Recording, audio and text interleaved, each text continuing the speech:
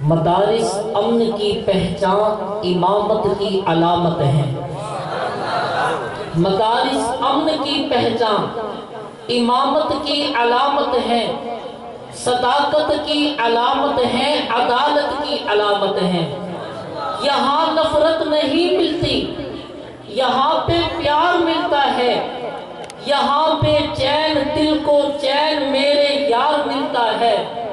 یہاں گفتار کے غازی ہنسی کردار ملتا ہے، یہاں اسلام کا رستہ بھی پر انوار ملتا ہے۔ کلام رب سے رشتہ تو محبت کی علامت ہے، مدارس امن کی پہچان امامت کی علامت ہے۔ محترم سامعین، ابھی آپ حضرات کے سامنے ایک ایسی شخصیت کو دعوت سخن دینے چلا ہوں جو قرآن و سنت کی ترویج و اشاعت اور دین حق کے فروغ و استحکام کے لیے ہمیشہ سرگرم عمل رہتے ہیں، جو اپنے علمی اور فکری بیان سے خوابیدہ قوم کو بیدار کر کے ان میں تعمیری انقلاب پیدا کرنے کی دل میں سچی تڑپ رکھتے ہیں، جو اپنی بھرپور صلاحیت و تربیت سے امت مسلمہ کے نونہالوں میں آفاقی قوت پرواز عطا کرتے ہیں اور دیکھنے والوں کو یہ پیغام دیتے ہیں، یہ مہر طابہ سے کوئی کہہ دے وہ اپنی کرنوں کو چن کے رکھے، یہ مہر طابہ سے کوئی کہہ دے وہ اپنی کرنوں کو چن کے رکھے، میں اپنے صحرا کے ذرے ذرے کو خود چمکنا سکھا رہا ہوں۔ میں بڑے ادب و احترام کے ساتھ منبع فضل و کمال حضرت اقدس حضرت مولانا محمد مختار احمد صاحب سے عرض کروں گا، آپ گل ہیں، مہک ہیں، شفق ہیں، چمک ہیں۔ آپ گل ہیں، مہک ہیں، شفق ہیں، چمک ہیں۔ ان لفظوں میں پوشیدہ ہے تصویر آپ کی، تشریف لائیں اور اپنے علمی اور فکری بیان سے ہم سامعین کو مستفیض فرمائیں۔ حضرت مولانا محمد مختار احمد صاحب۔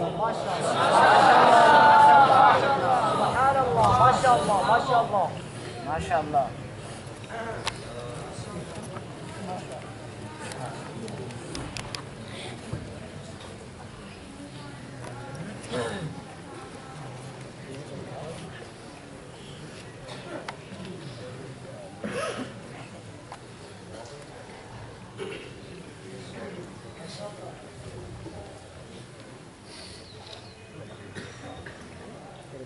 الحمد لله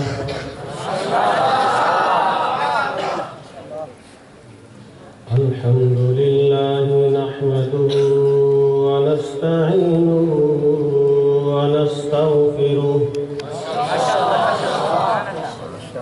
ونعوذ بالله من شرور أنفسنا ومن سيئات أعمالنا، من يهده الله فلا مضل له ومن يضلله فلا هادي له، ونشهد أن لا إله إلا الله وحده لا شريك له، ونشهد أن سيدنا وسندنا وحبيبنا وطبيبنا وطبيب أمراض قلوبنا وهادينا ومهدينا وراشدنا ومرشدنا محمدًا عبده ورسوله، أما بعد فأعوذ بالله السميع العليم من الشيطان الرجيم، بسم الله الرحمن الرحيم، اقرأ باسم ربك الذي خلق. فقال الله تبارك وتعالى في مقام آخر: وقل رب زدني علما. وقال النبي صلى الله تعالى عليه وسلم: طلب العلم فريضة على كل مسلم، أو كما قال رسول الله صلى الله تعالى عليه وسلم. صدق الله وصدق رسوله النبي الكريم، ونحن على ذلك لمن الشاهدين والشاكرين، والحمد لله رب العالمين. نیک باتوں پہ عمل کرنا، نیک باتوں پہ عمل کرنا تیرا کام ہے، مت دیکھ کے کہنے والا کون ہے اور کیا نام ہے۔ اللہم صلی علی سیدنا و مولانا محمد وعلى آل سيدنا ومولانا محمد وبارك وسلم. اللهم صل على سيدنا ومولانا محمد وعلى آل سيدنا ومولانا محمد وبارك وسلم. اللهم صل على سيدنا ومولانا محمد وعلى آل سيدنا ومولانا محمد وبارك وسلم.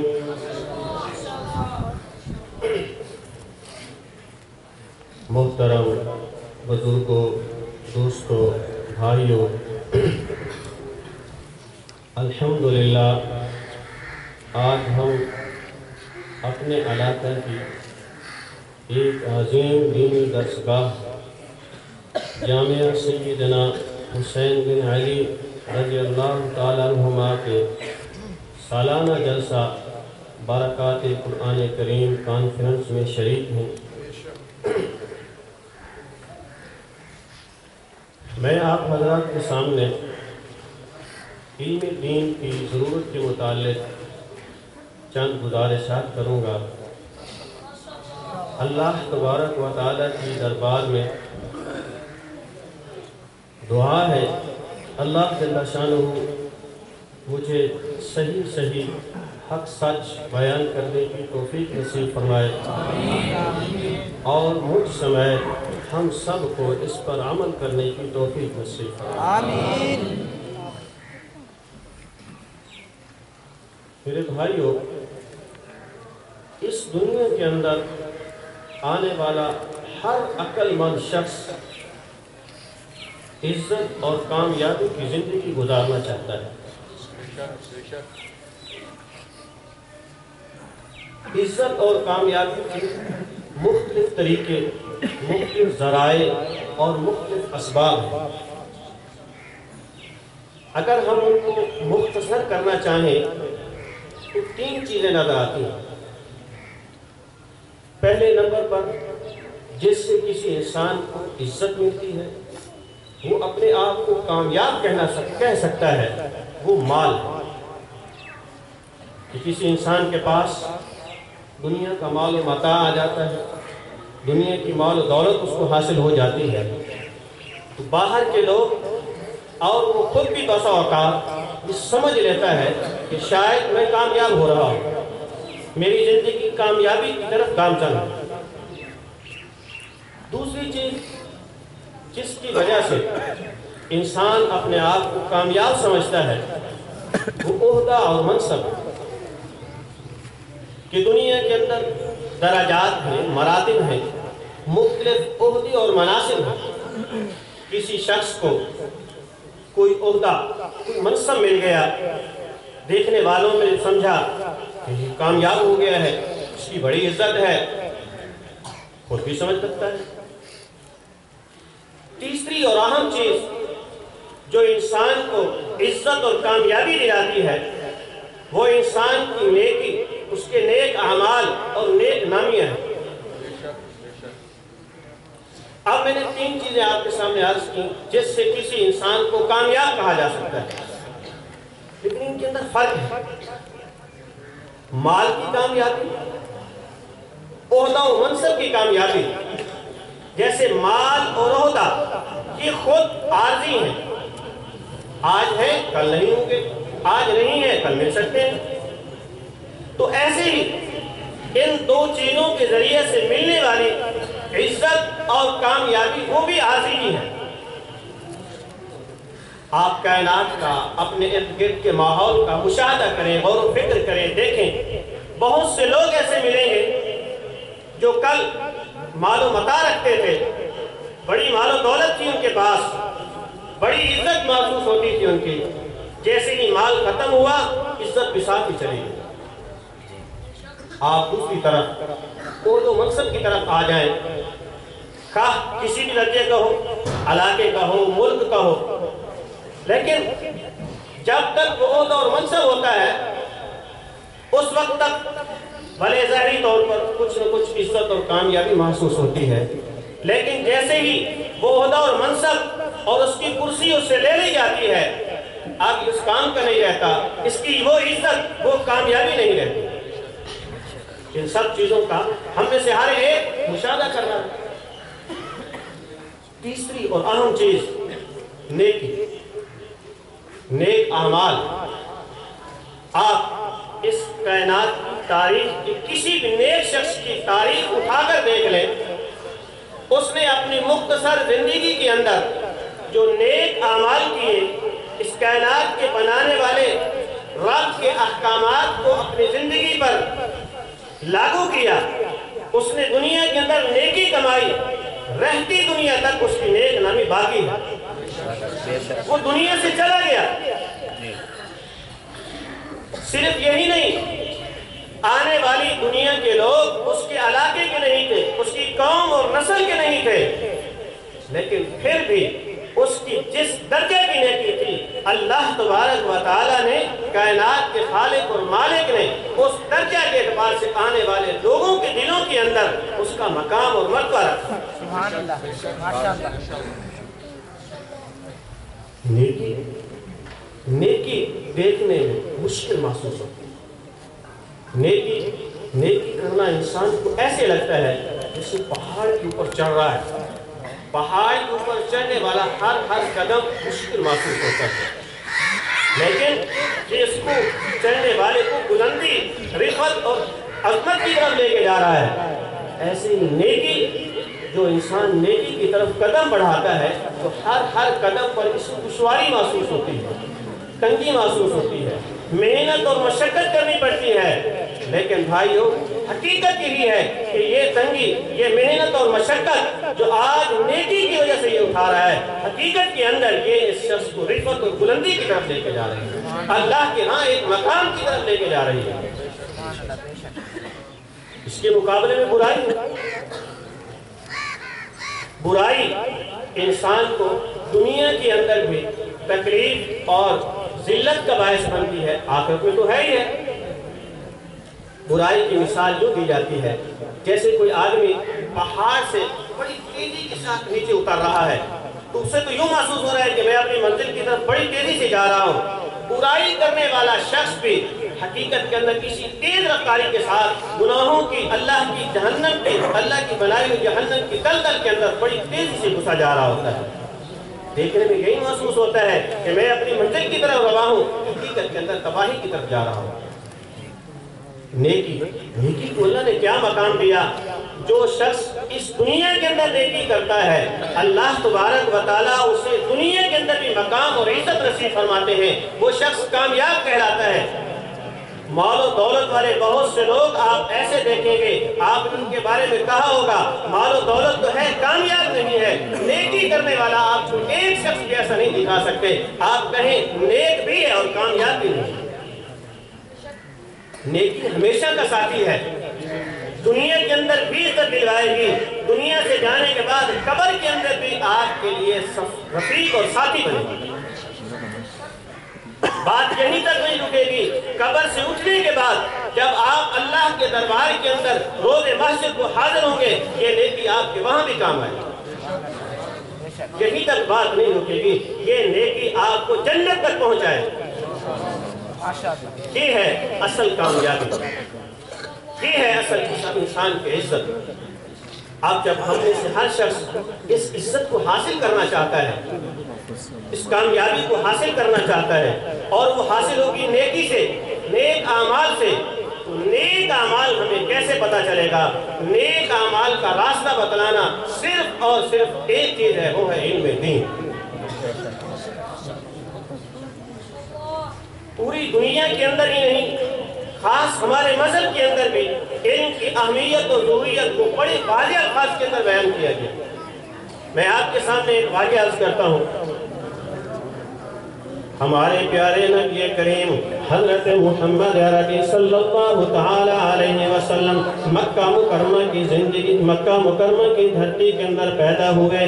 آقا علیہ السلام نے بچپن کا زمانہ بھی وہیں گزارا، جوانی کا زمانہ بھی وہیں گزارا۔ اللہ تبارک و تعالی نے میرے اور آپ کے محبوب کی 40 سال تک براہ راست تربیت کی۔ جب آقا علیہ السلام دنیا کے ہر میدان کے اندر فائز اور فوق ہو گئے، محبوب علیہ السلام کی عمر مبارک 40 سال کو پہنچی۔ آقا علیہ السلام غار حرا کے اندر جا کے اللہ کی عبادت کر رہے ہیں۔ ادھر 40 سال کا عرصہ پورا ہوتا ہے، ادھر اللہ تبارک و تعالیٰ اپنے قانون کے مطابق حضرت سیدنا جبرائیل علیہ السلام کو حکم فرماتے ہیں کہ اے جبرائیل، آج جاؤ میرے محبوب کے قلب اطہر پر میرے پاک کلام کی 78,000 الفاظ میں سے پہلا لفظ بتا کے آؤ۔ حضرت سیدنا جبرائیل علیہ السلام غار حرا کے اندر محبوب کی خدمت میں حاضر ہوتے ہیں، فرماتے ہیں یا محبوب اقرا۔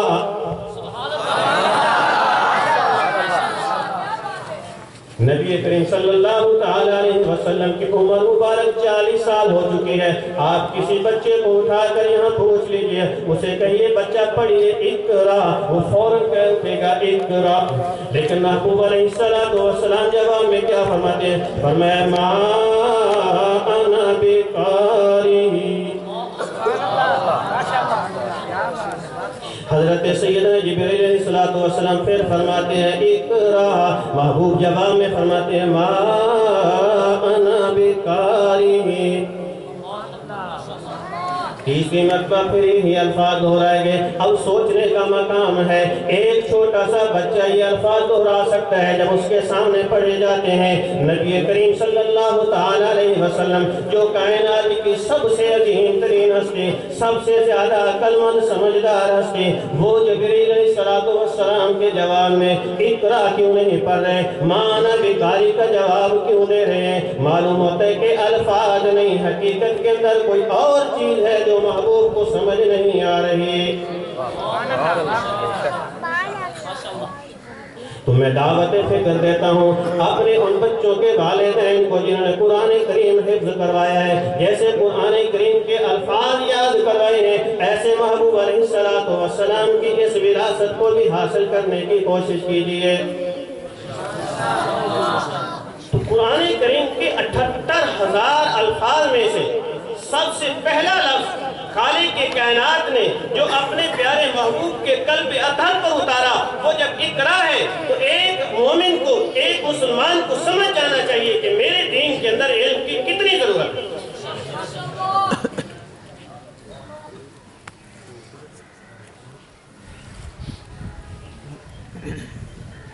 میرا محبوب علیہ السلام حسن و جمال کے اندر سب سے اعلیٰ، صفات و کمال کے اندر سب سے اعلیٰ۔ میرا نبی صرف نبی نہیں، نبیوں کا بھی نبی، صرف رسول نہیں، رسولوں کا بھی رسول ہے۔ کائنات کے اندر کوئی ایسا حسن پیدا نہیں ہوا، کوئی ایسی اللہ نے خوبی بیان نہیں کی، اللہ تبارک و تعالی نے کوئی ایسی اچھائی اور خوبی پیدا نہیں کی جو میرے محبوب کے اندر نہیں رکھی۔ ایک بات کی طرف توجہ دلانا چاہتا ہوں، یہ سارے حسن و کمال اللہ تبارک و تعالی نے محبوب علیہ السلام کو عطا فرمائے، یہ سارے فضل و کمال عطا فرمائے، لیکن ایک ایسی چیز تھی جس کے بارے میں رب نے اپنے محبوب کو بھی فرمایا کہ محبوب اس کی اور زیادتی مانگیے اور اضافہ مانگیے۔ حسن و جمال نہیں ہے، فضل و کمال نہیں ہے، نبوت بعثت رسالت نہیں ہے۔ فرمایا محبوب علیہ السلام کو اللہ تبارک و تعالی نے وَقُلْ محبوب ہم سے یوں کر کے مانگیے رب زدنی علما۔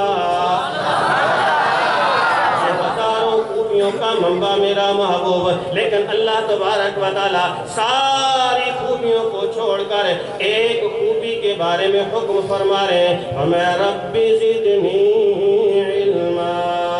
اللہ تبارک و تعالی ہمیں علم کی اہمیت ضرور سمجھنے کی توفیق نصیب فرمائے۔ وآخر دعوانا الحمدللہ رب العالمین۔